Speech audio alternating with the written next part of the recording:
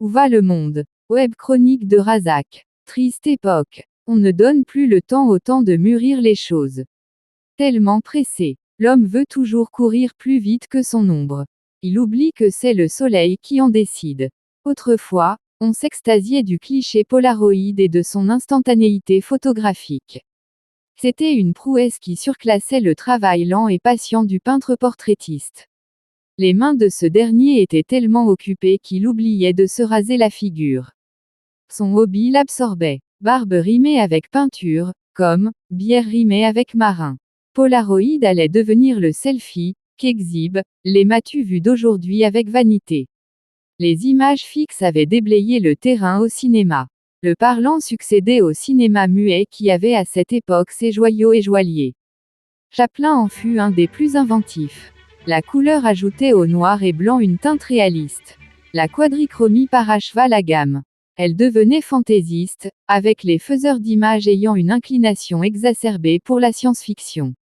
Parallèlement, l'acoustique connut un essor considérable, grâce à l'introduction de nouveaux instruments sonores. La musique synthé bousculait la musique traditionnelle, née du contact du violon avec l'archet. Progressivement, les instruments chordophones cédaient la place aux puces électroniques, qui pour la première fois se mettaient à chanter. Même les musiques où les quadruples croches peuplent la partition, comme la musique arabe et la musique indienne, en avaient accepté l'usage et le métissage. Leur orchestration s'était avérée fructueuse, malgré le refus des puristes. Mais ces puces électroniques allaient bouffer de nombreux instruments, comme le qanun, harpe orientale, l'oud, le luth, et le ney, flûte. Un synthétiseur peut exécuter les tâches musicales de tout un orchestre, du percussionniste au trompettiste. C'était ainsi que la musique psychédélique était née. Si elle avait plu à la jeunesse en quête d'évasion, elle avait déplu aux parents. Ils y voyaient une source de déviation, car la drogue s'accommodait avec ce genre de musique. Des groupes bien ou mal constitués y avaient bâti leur célébrité transplanétaire, en monopolisant, pendant un certain temps, l'industrie discographique.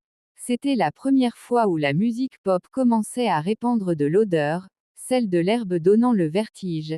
La classe moyenne était la plus visée. Quant au reggae, la classe paupérisée voyait à travers l'apparition des Rastas une secte de gourous à suivre même en enfer.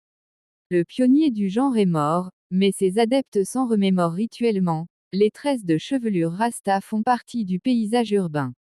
Il avait fallu du temps pour imposer ce style de musique. L'art où la vitesse de création avait pu creuser son sillon sans encombre, était l'art sculptural. Parfois, c'était le hasard newtonien qui précédait la trouvaille.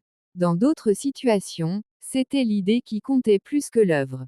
Ainsi, Marcel Duchamp le renverseur d'urinoir, et César le tasseur compressure de livres, croyaient jeter aux calendes grecques Rodin et ses disciples, mais leur manège n'avait pas fait long feu. Pourquoi? Parce que le vite dit et le vite fait avaient, et ont toujours, un défaut inguérissable, ils font partie du jetable après usage, comme le rasoir après rasage.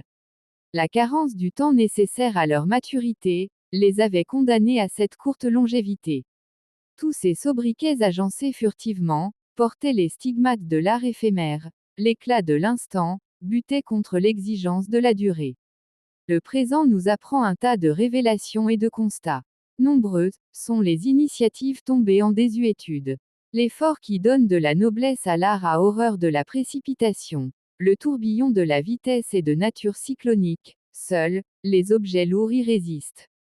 Quand on se fatigue, on fait recours aux machines. Mais la robotisation a le revers désagréable de favoriser la paresse. Entre l'euphorie physique et la passivité contre-productive, il fallait faire attention aux caprices de la machine, et surtout se remémorer qu'un muscle qui ne travaille pas s'atrophie. Aujourd'hui, il est désolant de constater que la vue l'emporte sur l'action. On n'est plus spectateur que joueur, plus oculaire que musculaire et plus passif que réactif. L'immobilité empoisonne le corps. Elle provoque l'obésité. Rester 10 heures devant la télé ou devant une console peut porter préjudice aux enfants en phase de croissance. Il y a deux risques majeurs, la dégradation prématurée des cellules visuelles, par les mégapixels et la mauvaise circulation du sang. Ceux qui auront du surpoids auront des difficultés à dissiper les kilos supplémentaires. Un parent averti en vaut deux. Quant au pressé de l'art, il est temps de régler la montre, et laisser au temps le temps d'injecter son durable parfum.